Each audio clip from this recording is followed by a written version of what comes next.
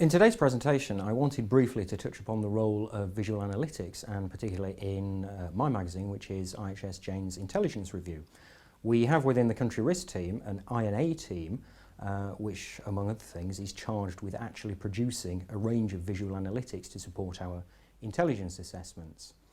And since June, when we relaunched Jane's Intelligence Review, we've had an OSINT analytics section within which we are aiming to actually showcase the work that is done by the indicators and analytics team.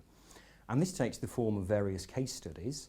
The case studies have two parts to them. One is a methodological explanation of how the visual analytics have been arrived at using all of the different data inputs. And the second is an analytical conclusion that actually stems from that particular case study. So on the screen now, you can see an example of several different forms of visual analytics that we're using in IHS Jane's Intelligence Review.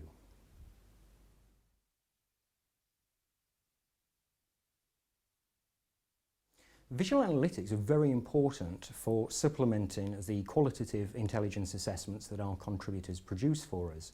And what I wanted to do is very briefly take three examples, three case studies, and show how the visual analytics that we've produced have indeed improved the actual qualitative assessment that we've arrived at. So the first example is Ukraine. Ukraine is obviously highly topical. Our team in the Country Risk Analytics Department is actually recording up to 1,994 events of violence since the middle half of 2014, and geocoding these and then using geospatial analysis and density analysis has allowed us to actually plot the growth and the diminution of violence and conflict in eastern Ukraine.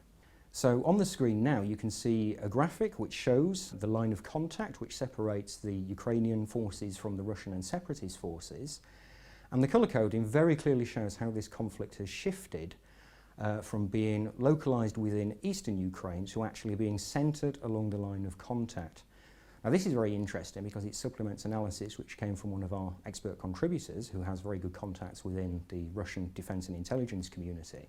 His conclusion had been that we are moving very rapidly towards a sort of frozen conflict along this line of contact with sporadic flare-ups in violence. And indeed, the data that we're producing visually here bears that out because it shows how, since the second half of 2014, the conflict is very much centred around that line of contact. The second case study also pertains to an area which is of high topical interest, which is obviously Syria and Iraq, and the role of the Islamic State, its territorial control in that area. Now, working with a project which is part of the Country Risk team, the Syria and Iraq Insurgency Monitor, we've managed to come up with some more visual analytics which show how territorial control has changed over time. The team there is collecting up to 350 different incidents of activity by armed groups every day. And on the screen now is the result of that analysis, which shows how the Islamic State has actually lost a fairly large amount of territory in the first half of 2015.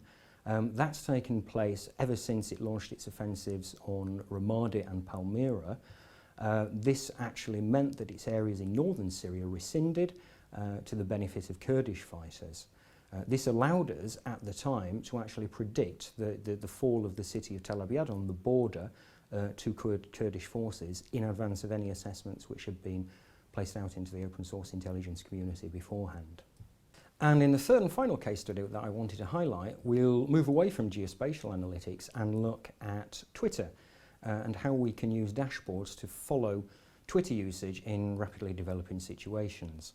The example I wanted to talk about was Burundi, where an attempted coup against the president back in early May obviously caused a surge in Twitter activity. And we were able to monitor this Twitter activity, plug it into a dashboard with data-coded points, and from that we were able to draw some analytical conclusions as well.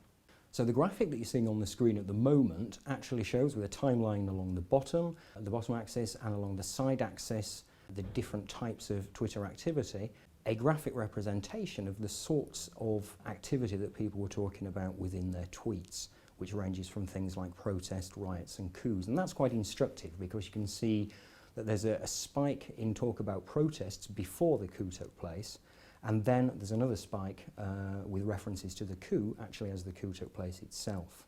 What we found with our monitoring of the Twitter usage in Burundi was that it was actually very useful for situational awareness. It was very useful for us to keep tabs on events that were not being reported in the mass media.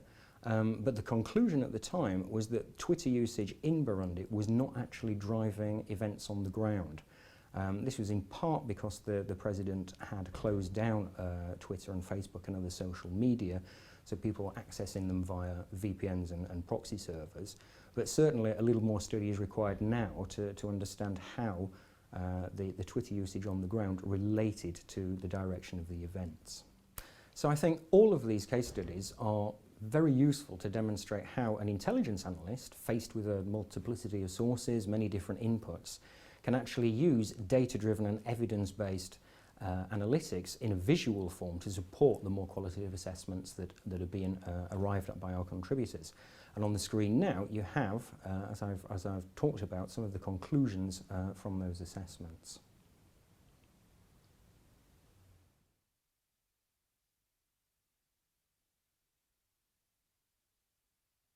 We're now very firmly attached to the idea that we will make greater use of visual analytics throughout all of our IHS Janes products. And within IHS Janes Intelligence View, the intention now is for us to have one example of visual analytics within each feature that we run in the publication. This is in addition to the OSINT analytics section, which we're going to continue expanding to showcase the range of different analytics that can be used.